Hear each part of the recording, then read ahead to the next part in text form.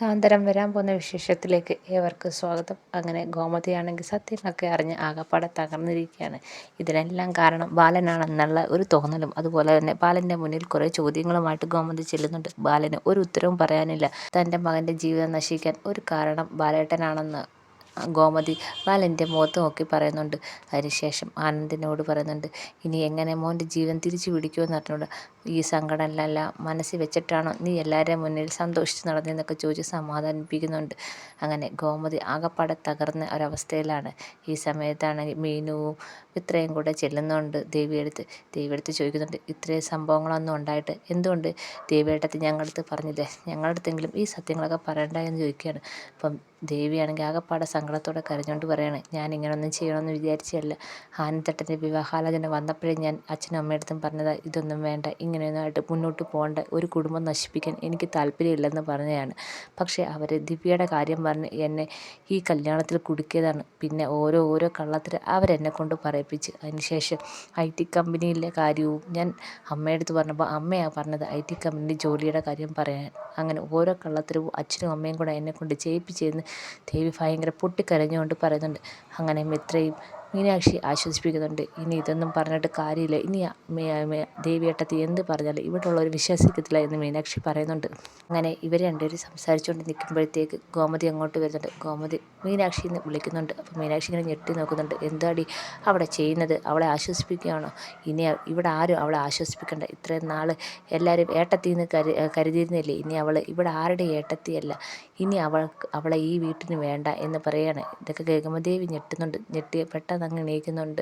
അപ്പം ദേവി കരഞ്ഞുകൊണ്ട് പറയണം, അമ്മ എന്നോട് ക്ഷമിക്കണം, ഞാൻ ഇതുവരെ ചെയ്തതല്ല എന്നോട് പൊറുക്കും, ഞാൻ അറിഞ്ഞുകൊണ്ട് ഒരു തെറ്റ് ഈ കുടുംബത്തിനെ നശിപ്പിക്കാൻ വേണ്ടി ഒരു തെറ്റ് ചെയ്തിട്ടില്ല എന്നും പറഞ്ഞ് ഭയങ്കര കരയാണ്. ഇത് കേൾക്കുമ്പോൾ ഗോമതി ഭയങ്കര ചൂടോടെ ചോദിക്കണം, നീ ഒരു തെറ്റും ചെയ്തില്ലേ എന്ന് ചോദിച്ചുകൊണ്ട് ഗോമതിയാണെങ്കിൽ ദേവിയുടെ മുടിയിൽ പിടിക്കുന്നുണ്ട്. അപ്പം ദേവിക്ക് നല്ല വേദന ഇരിക്കുന്നുണ്ട്. അപ്പം ഇത്രയും മീനാക്ഷിയും പറയുന്നുണ്ട്, വിടമ്മേ എന്ന് പറയുന്നുണ്ട്.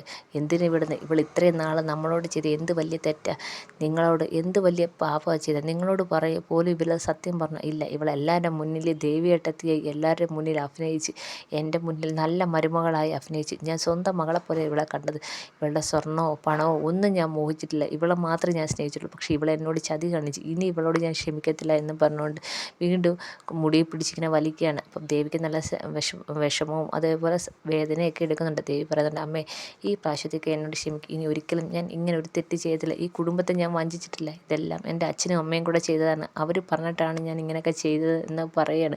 അപ്പോൾ ഗോമതി ചോദിക്കട്ടെ, ഇനിയും നീ ന്യായീകരണം പറഞ്ഞുകൊണ്ടിരിക്കുകയാണോ, അതിനി ഇവിടെ നടക്കത്തില്ല, അതിൻ്റെ ഒരു കള്ളത്തരവും ഇവിടെ നടക്കത്തില്ല എന്ന് പറയുകയാണ്. അതിനുശേഷം മിത്രയും മീനാക്ഷിയും കൂടെ ഗോമതിയെ പിടിച്ചുകൊണ്ടങ്ങ് പോകുന്നുണ്ട്. അതിനുശേഷം നേരെ ഗോമതി ചെന്ന് ബാലൻ്റെ അടുത്ത് പറയാണ്, ആ ഉദയഭാനുവിനെയും ഭാര്യയെ ഇവിടെ വിളിച്ചു വരുത്തണം, ഞാനൊരു തീരുമാനം എടുത്തിട്ടുണ്ട്, അത് മാത്രമേ ഇനി നടക്കത്തുള്ളൂ. ഈ കാര്യത്തിൽ ബാലേട്ടൻ എന്നോട് ഒരഭിപ്രായവും പറയാനും വരണ്ട, ചോദിക്കാനും വരണ്ട, എൻ്റെ മോൻ്റെ ജീവിതം ഇനിയെങ്കിലും നേരെയാക്കണം, അതിന് ഈ ഒരു തീരുമാനം എടുത്തേ പറ്റൂ എന്ന് ഉറച്ചതോടെ ബാലനോട് പറയാണ്. എത്ര പെട്ടെന്ന് ആ ഉദയഭാനുവിനെ ഇവിടെ വിളിച്ചു വരുത്തണമെന്ന് പറയുകയാണ്. ദേവിയാണെങ്കിൽ പേടിച്ച് തകർന്നിരിക്കുകയാണ്. കാരണം ഇത്രയും നാളും കാണാത്തൊരു മുഖമാണ് ഗോമതിയുടെ കാണുന്നത്. അങ്ങനെ ബാലൻ ഉദയഭാനുവിനെയും ഭാര്യയും വിളിച്ചു വരുത്തുന്നുണ്ട്. കാര്യമൊന്നും അറിയാതെ തലയിൽ വിഗ്ഗൊക്കെ വെച്ച് ഭയങ്കര സന്തോഷത്തോടെയാണ് വരുന്നത്. അപ്പം വന്ന ഉടനെ ചോദിക്കുന്നുണ്ട്, ഉദയഭാനു ചോദിക്കുന്നുണ്ട്, എന്താ കാര്യം, എന്താ മോളെ വിശേഷം, പെട്ടെന്ന് വരണമെന്ന് പറഞ്ഞ്, എനിക്കിപ്പം വരാൻ പറ്റിയില്ല, ഞാനിപ്പോൾ അത്യാവശ്യമായിട്ടൊരു ബിസിനസ്സിന് പോകാൻ ഒരുങ്ങിയത്. അപ്പോഴാണ് ബാലൻ വിളിച്ചതെന്നൊക്കെ പറഞ്ഞ് ഒന്നും അറിയാതെ ഉദയഭാനു വീണ്ടും കുറേ എന്തൊക്കെയോ പറഞ്ഞ്. അപ്പം ഇത് കേൾക്കുമ്പോൾ ബാലൻ പറയുന്നത് നിർത്തുമെന്ന് പറഞ്ഞിട്ട് ചൂടാവുന്നുണ്ട്. എന്നിട്ട് ബാലൻ വന്ന് ഉദയഭാനുവിൻ്റെ തലയിൽ വിഗ്ഗെടുത്ത് മാറ്റുവാണ്. അപ്പോഴത്തേക്ക് എന്ത് ചെയ്യണമെന്നറിയാതെ ഉദയഭാനുവും ഭാര്യയും കൂടെ അന്തം വിട്ട് നിൽക്കുകയാണ്. ഇവിടെയൊക്കെ എന്തേ നടക്കുന്നതെന്നൊന്നും മനസ്സിലാവാതെ നിൽക്കുകയാണ്. ഇനി നിങ്ങളുടെ അഭിനയമൊന്നും ഇവിടെ വേണ്ട, നിങ്ങളുടെ കള്ളത്തരങ്ങളെല്ലാം പൊളിഞ്ഞിട്ടുണ്ടെന്ന് ബാലൻ പറയാണ്. ഇത് കേൾക്കുമ്പോഴത്തേക്ക് ശ്രീകലയും അതേപോലെ ഉദയഭാനും ഞെട്ടുന്നുണ്ട്. ഇനി ഒരു കള്ളത്തരം ഇവിടെ ഇറക്കണ്ട എന്ന് ഗോമതിയും പറയുന്നുണ്ട്. നിങ്ങളുടെ മോളെ മര്യാദയ്ക്ക് വിളിച്ചുകൊണ്ട് പോകണമെന്ന് പറയാണ്. ഇത് കേൾക്കുമ്പോഴത്തേക്ക് എല്ലാവരും അങ്ങ് ഞെട്ടുന്നുണ്ട്. അപ്പം ദേവി വന്നിട്ട് ഗോമതിയോട് പറയുന്നുണ്ട്, അമ്മേ എന്നോട് ക്ഷമിക്ക്, ഞാൻ അറിഞ്ഞുകൊണ്ട് ഒരു തെറ്റും ചെയ്തിട്ടില്ല, എനിക്ക് ആരെയും വഞ്ചിക്കണമെന്നില്ല എന്ന് പറയാണ്. അപ്പം ഗോമതിയാണെങ്കിൽ മുഖം തിരിച്ചിങ്ങനെ നിൽക്കുകയാണ്. അപ്പം നേരെ ബാലൻ്റെ അടുത്ത് നിന്നിട്ട് കൈകൂപ്പി പറയുന്നുണ്ട്, ബാലച്ച എന്നോട് ക്ഷമിക്ക്, ഞാൻ അറിഞ്ഞുകൊണ്ട് ഒരു തെറ്റും ചെയ്തിട്ടില്ല, ഞാൻ ആരെയും വഞ്ചിക്കണമെന്ന് വിചാരിച്ചല്ല, എല്ലാം എൻ്റെ അമ്മയും അച്ഛനും എന്നെക്കൊണ്ട് ചെയ്യിപ്പിച്ചതാണെന്ന് പറഞ്ഞ് ഭയങ്കരമായിട്ട് കരയുകയാണ്. അപ്പോൾ ബാലച്ചൻ പറയുന്നുണ്ട്, ഇത്രയും കള്ളനായ ഈ ഉദയഭാനുവിൻ്റെ മകൾ ഇനി ഈ വീട്ടിൽ കഴിയാൻ പറ്റത്തില്ല, എൻ്റെ മോന് സമാധാനം വേണം, അവൻ്റെ ജീവിതത്തിൽ നിന്ന് ഈ പോയേ പറ്റത്തുള്ളൂ എന്ന് ഒരു ഉറച്ച തീരുമാനം എടുക്കുകയാണ്. അപ്പോൾ ഇത് കേൾക്കുമ്പോൾ നമ്മുടെ ശ്രീകല ദേവിയുടെ അമ്മ പറയുന്നുണ്ട്, ഞങ്ങളെന്തിനാ എൻ്റെ മോളെ കൊണ്ടുപോകണം, ഈ വീട്ടിലേക്ക് കെട്ടിച്ചയച്ചതെന്ന് പറയാണ്. അപ്പോൾ ഉദയഭാനും പറയുന്നുണ്ട്, അത് തന്നെ ഞങ്ങൾ കൊണ്ടുപോകത്തില്ല, ഇവിടെ തന്നെ നിൽക്കുമെന്ന് പറയാണ്. ഈ സമയത്ത് ആനന്ദിന് സഹിക്കാൻ വയ്യാതെ ആനന്ദാണെങ്കിൽ അവിടെ കിടന്നൊരു ഫ്ലവർ വേസ് എടുത്ത് അടിക്കാൻ ഒരുങ്ങുകയാണ്.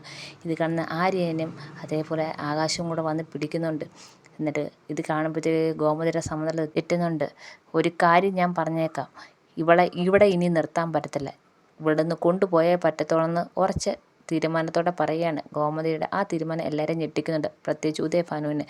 അങ്ങനെ പറഞ്ഞാൽ എങ്ങനെ, ഞങ്ങൾ ഈ വീട്ടിലേക്കല്ലേ ഞങ്ങളുടെ മോളെ കെട്ടിച്ചയച്ചത്, ഈ വീട്ടിലേക്കാണ് ഞങ്ങളുടെ മോളെ കെട്ടിച്ചയച്ചെങ്കിൽ ഞങ്ങളുടെ മോൾ ഇവിടെ തന്നെ താമസിക്കുമെന്ന് ശ്രീകല ദേവിയുടെ അമ്മ ഭയങ്കര ഒച്ചത്തിൽ പറയാണ്. ഇത് കേൾക്കുമ്പോൾ സഹിക്കാൻ വയ്യാതെ ഗോമതിയാണെങ്കിൽ ദേവിയുടെ കൈ പിടിച്ച് വലിച്ചുകൊണ്ട് വന്ന് പുറത്തേക്ക് തള്ളിയാണ്. ഇനി ഇവിടെ കണ്ടുപോലെ, ഇനി എൻ്റെ മോൻ്റെ ജീവിതത്തിൽ ഇവള് വേണ്ട, ഇതുപോലൊരു കള്ളിയെ ഞങ്ങളുടെ മരുമകളായിട്ട് വേണ്ട, ഇനി ആനന്ദും ഇവളും തമ്മിൽ ഒരു ബന്ധവുമില്ല, ഇനി ഈ വീട്ടിൽ ഇവക്കൊരു അവകാശവും ഇല്ല, ഒരു ബന്ധവും ഇല്ല എന്നും പറഞ്ഞുകൊണ്ട് പിടിച്ച് തെള്ളിയാണ് പുറത്തേക്ക്. കൂടെ ദേവിയുടെ അമ്മയും ഉദയഭാനുവിനെയും എല്ലാത്തിനെയും പിടിച്ച് ഇറക്കി വിടുന്നുണ്ട്. എല്ലാവരും ഇങ്ങനെ ഞെട്ടി തിരിച്ചിരിക്കുകയാണ് ഗോമതിയുടെ ഭാവമാറ്റം കണ്ട്.